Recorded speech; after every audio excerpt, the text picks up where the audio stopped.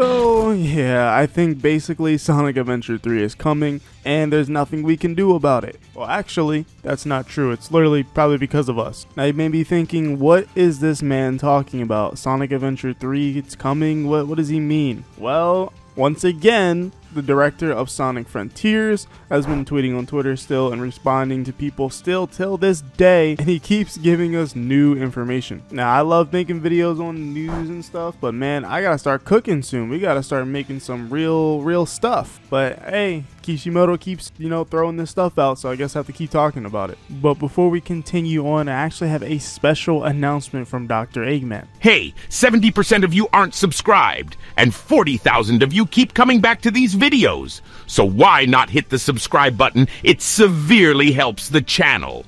So Kishimoto, like I said, has been tweeting on Twitter and going crazy when it comes to responding to people, and has been giving a lot of people a lot of clear answers. But first and foremost, the third update will contain a lot of big changes to Sonic Frontiers that'll probably make the game almost feel brand new. It'll contain a lot of gameplay changes, probably such as momentum and spin dashing and stuff like that. So that's something to look out for the third update. I'm really interested to see how Kishimoto tackles this and how he experiments with, Sonic Frontiers. Because if they add in momentum overall, it kind of will change the entire game, I feel like. They'll probably not add momentum in certain aspects, such as stopping when you run. Sonic will probably stop immediately instead of carrying his momentum into like a slide or whatever. Which I think is good because, yeah, you can fly off of stuff pretty easily if you ever tried momentum mods on Sonic Frontiers. The platforms are not built for momentum in mind, so you're really going to fall off easily. But anyways, a lot of the things that Kishimoto has been saying on Twitter is basically a Sonic adventure game. They're even considering dropping the boost, as he answered someone's question on Twitter saying that you're thinking about dropping the boost for the next game, and it's going to be spin dash, momentum based, rolling, all that kind of stuff. And they're even going to be dropping the whole flat design and probably going to be trying to accommodate for Sonic's movement a bit more with things like spin dashing and rolling. And this is basically just a Sonic Adventure 3 in an open world, if I'm being honest. So it sounds like we're just getting Sonic Adventure 3. And I know what some of you are probably saying, it's not Sonic Adventure 3 unless it's called Sonic Adventure 3. Yeah, I get that, but my perspective, it'd be more of a spiritual successor in that kind of gameplay formula, which I would deem Sonic Adventure 3. Because if you want to get technical, Sonic Adventure continues its story throughout Sonic Heroes and Shadow the Hedgehog. So story-wise, those games are your Sonic Adventure 2 sequels. And I think with a game like Sonic 06, we have the luxury of not being able to call it Sonic Adventure 3 because it was kind of a failure. So I think we have the luxury to not claim that game as Sonic Adventure 3's spiritual successor. And also, it doesn't really make much sense when most of the games during that era played in a similar fashion. We've been off of a break from the Sonic Adventure formula for like almost 20 years now. But enough about the debate of calling a game Sonic Adventure 3 or not, because that's just my personal opinion on it. So let's get in the details a bit more. So I feel like there are a couple things that determine a adventure style game. First one is spin dash. And then I would say momentum based gameplay and platforming, no boost, and multiple playable characters. So we can pretty much assume that most of those things are coming within the next Sonic game, and even some of that stuff is coming in the Sonic Frontiers update, which is probably going to be the spin dash and whatnot. But we have a tweet here from someone named Animator Greenlight, or their @ is Troy A. Kimball. They asked Kishimoto saying, "Hello, quick question. You'll be getting more playable characters in future titles? I miss Blaze and Espio." And Kishimoto says, "Hello, as you say, the next step for the third generation is to increase the number of playable characters. So meaning in the next game there will be multiple playable characters, and it seems like they're obviously going to be testing this out with the update as well for DLC Update 3 in Sonic Frontiers. So this is just one of the most important factors and aspects of an adventure game that is probably going to be implemented within the next Sonic game. And of course, our other aspect here is a person named Gypsy D Incognito, I believe that's how you say that. And they asked, is it true that future Sonic games will experiment with boosts, spin dashes, and change the level design to playstyle closer to Sonic Adventure?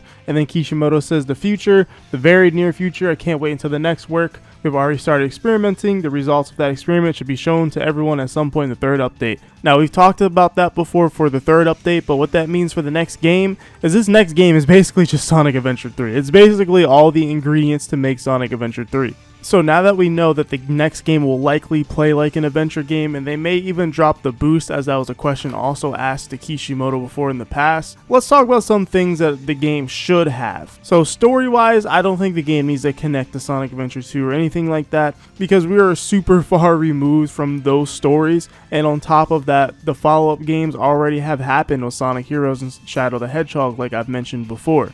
So story-wise, they can come up with anything brand new, but it has that same kind of feeling to the Sonic Adventure story. I feel like that will make it more memorable. And the thing is here is the locations. Now for the locations of this next game, that's going to be adventure-like, I want there to be more city-like locations and urban areas.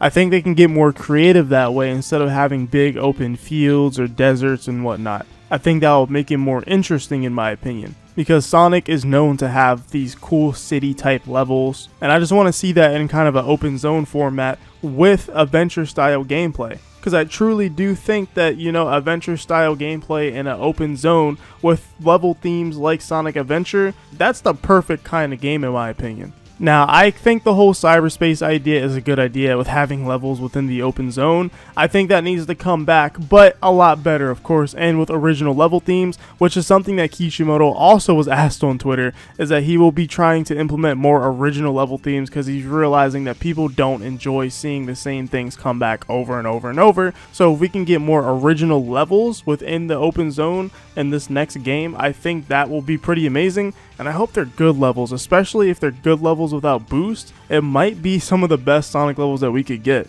non-boost wise of course. But that means they really have to be in the lab for that. They have to really be cooking up something crazy in order to make that a reality. I will say though, a third adventure game with Roger Craig Smith is going to be kind of weird to me, I'm not going to lie. Not because I think Roger Craig Smith is a bad voice actor, but I grew up with Ryan Drummond, and seeing his name next to Sonic Adventure is what I'm used to, and hearing Roger in a game called Sonic Adventure 3 would be very, very weird for me. Roger's take on Sonic is just very different from the last two voice actors, so going from Ryan to Jason isn't that weird, in my opinion.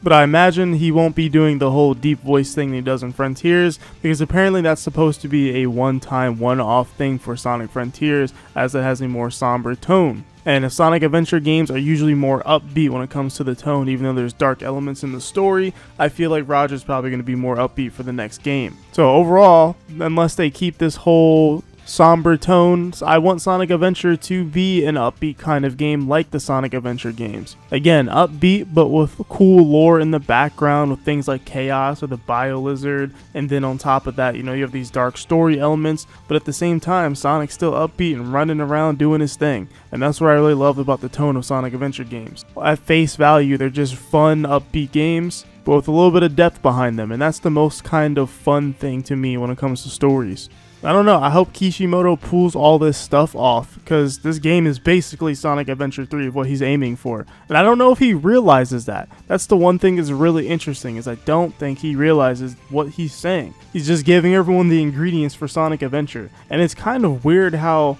he's deciding to just listen to everything now. I'm just wondering, where was this kind of level of listening back then? Twitter has been around the way it has for many, many years now, and they just decided to start really listening to fans like this. It's very odd. We are having a literal direct impact on this next game like never seen before in this entire franchise. Some people on Twitter are literally going, yeah, yo, make this boss fight better, and this is how you should do it. And then Kishimoto's like, alright, I'll spot you. Like, what? I don't know, but this is going to be really interesting to see. And that is why Sonic Adventure 3, or at least a spiritual successor gameplay wise, is coming. And those are my thoughts and the things that I want to see for it outside of, you know, what is, I guess, basically being confirmed for the next game. But what do you guys think? Are you guys excited for this spiritual successor to Sonic Adventure 3 based off what it's being said by Kishimoto? Or are you just not really that interested, or whatever? But let me know in the comments below, and if you guys enjoyed the video, make sure you hit the like button. And as always, I'll see you in the next one. Well, whatever happens, happens.